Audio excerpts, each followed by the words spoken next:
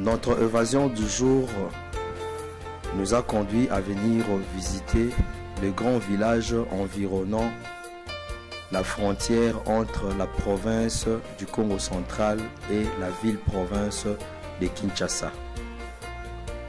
C'est à 9 h, passé des 45 minutes, que la caméra de la télé Kasangulu est arrivée à le revoir Congo central, qui est le point frontalier entre les deux provinces.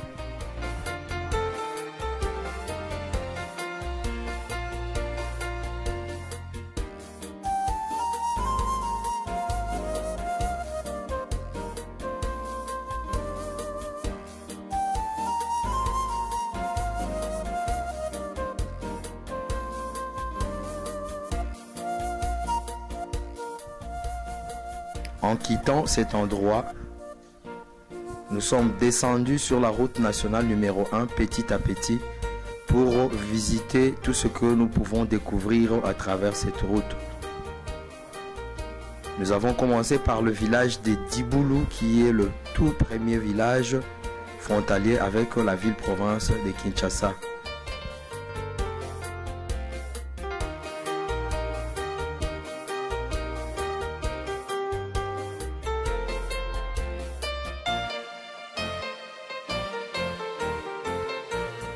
À travers les images, vous pouvez remarquer l'entrée de la carrière d'extraction des grès rouges, qui est l'une des richesses principales à travers la province du Congo central, en l'occurrence dans les territoires de Kasangulu.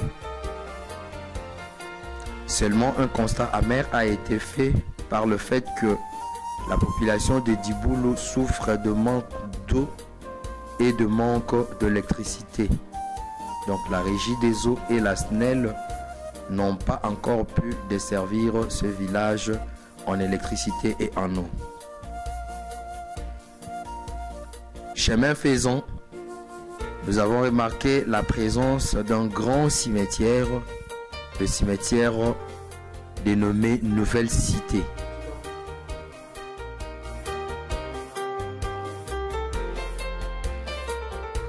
Nous avons rencontré un grand cimetière construit au standard moderne.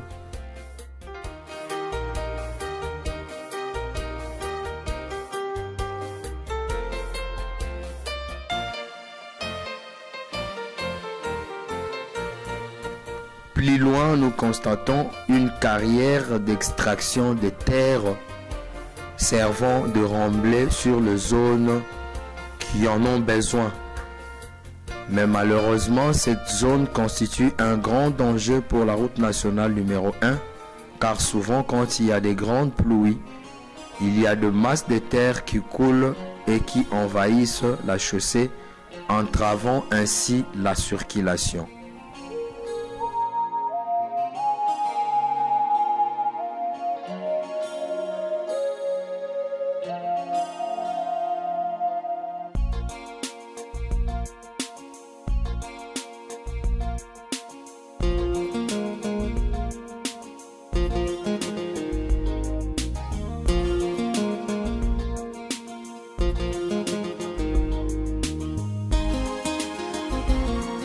Peu après cette carrière d'extraction de terre, nous allons remarquer une construction en gabillon qui a été effectuée en vue de la construction d'un poste de pesage pour le peser de véhicules poids lourds qui proviennent de la province du Congo central.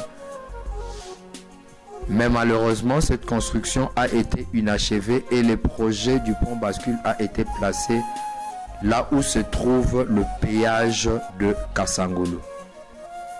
Et actuellement, comme vous pouvez le remarquer à travers les images, ce gabillonnage est en train d'être défait progressivement.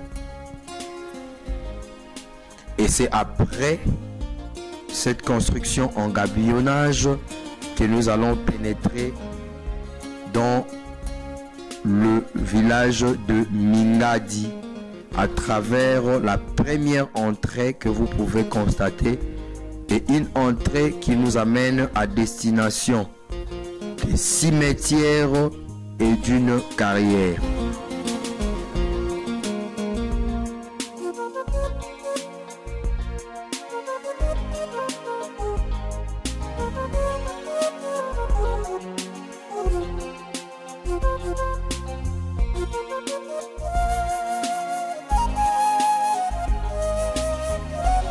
Chemin faisant vers le cimetière, nous avons rencontré une école, signe d'une bonne éducation prévue pour la population du Congo central qui a besoin d'une vraie éducation pour assurer la relève et l'avenir de notre cher et beau pays. Enfin, nous nous sommes retrouvés dans le cimetière. Plusieurs cimetières, bien que situés au même endroit, mais la population a quand même pu nous montrer les limites séparant les différents cimetières. Et à première vue, nous avons remarqué que les nécropoles sont l'une des priorités et je pourrais même dire que ça fait partie des activités principales de la population habitant à Mingadi. Après cette série de cimetières que nous avons visités, nous avons regagné la route nationale numéro 1, puis en une autre école que vous pouvez voir à travers les images. Et plusieurs écoles prouvent à suffisance que la République démocratique du Congo est en train de s'engager tant soit peu dans l'éducation de nos enfants qui doivent assurer la relève de demain.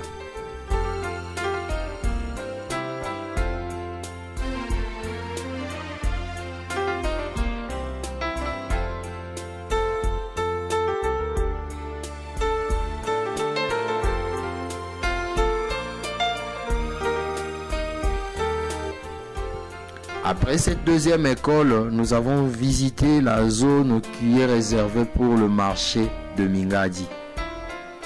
À première vue, c'est un marché qui est mort parce qu'il n'y a pas assez d'étalage. Et généralement, c'est un marché qui revit le soir quand le maman maraîchère revient des champs, quand le papa cultivateur et les mamans cultivatrices reviennent des champs avec leurs butins qui viennent étaler à même le sol dans ces marchés qui fait vivre le village de Mingadi.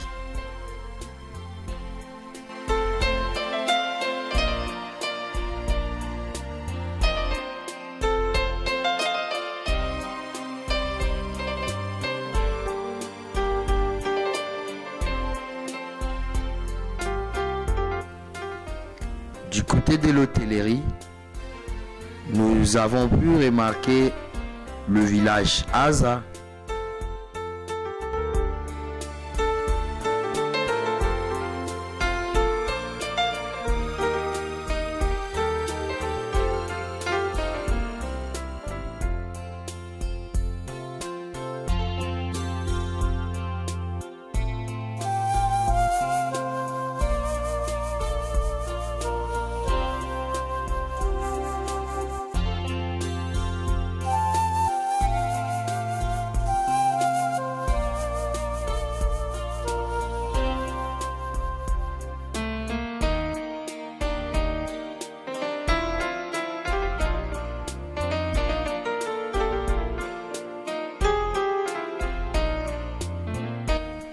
Le modèle de construction, le modèle de lotissement à travers ces images peuvent vous donner l'idée de comprendre ce qu'est un Mingadi aujourd'hui et ce que pourra être Mingadi demain ou après-demain.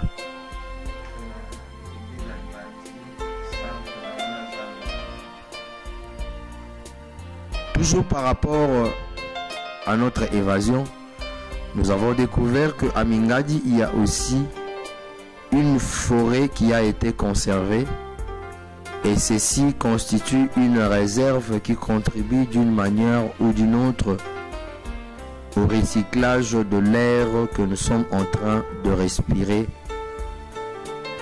à travers notre vie quotidienne.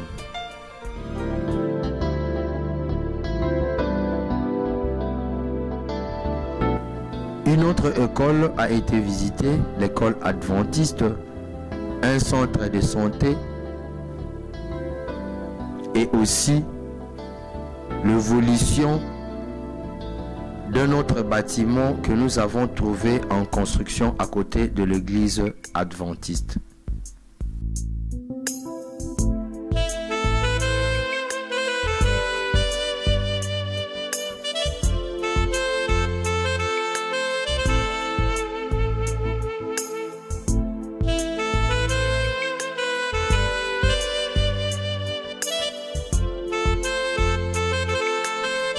Et notre évasion s'est soldée à Diaki, qui est le village après Mingadi en partance pour Kasangulu.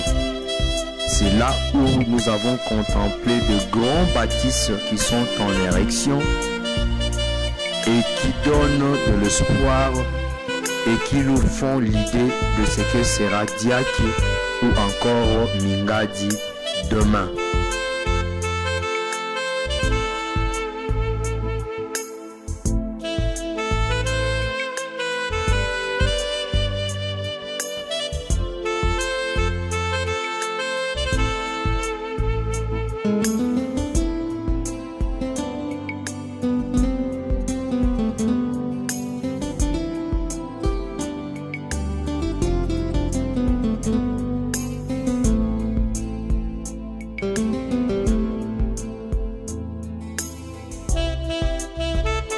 À côté de ces grands bâtisses que nous avons à travers ces images, vous allez aussi remarquer une briqueterie qui fournit briques, claustras, pavés à travers toutes les personnes qui sont lancées dans les travaux de construction à travers le territoire de Kasangulu.